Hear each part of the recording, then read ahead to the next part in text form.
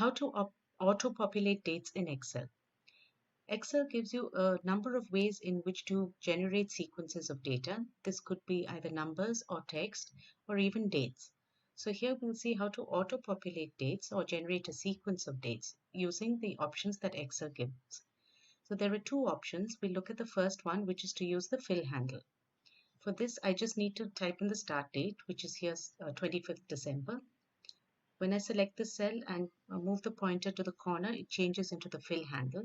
I click this and drag it down. While I'm dragging, I can see the number of dates or the sequence of dates that's being generated. So I can take it to whichever date I want. Now this option that is using the fill handle increments each of the dates by 1 day. So I get a running sequence of dates. Now, there may be cases where I want to maybe generate a sequence of weekdays, months, or years. So for this, I will look at the second option, which is using the fill menu. Again, I need a start date. Here, I'll just copy and paste, Control C and Control V, the start date. Then I go to the home menu and I need to select the range that I want populated. So I've got the start date and I've got the range where I want the sequence to be generated. I go to the home menu.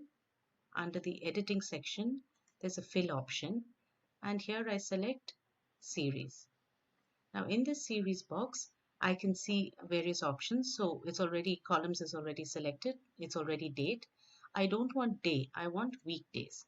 And I'll say okay. So here I'll get weekdays. If you can see 31st December and 1st January are missing. Those must be the weekends.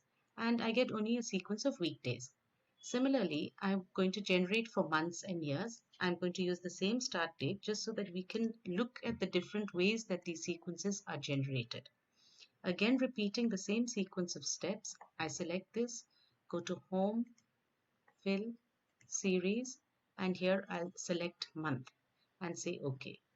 So here I can see that it is incremented by a month. I have the 25th of each month right up to 25th July of 2024. Let's just look at the years as well. Select this Home, Fill, Series, and I select year and say OK. Now this gives me 25th December from the year 2022 to the year 2041. So you can use any one of these options to auto-populate dates depending on whatever your requirement is. Please read the appended article for more information.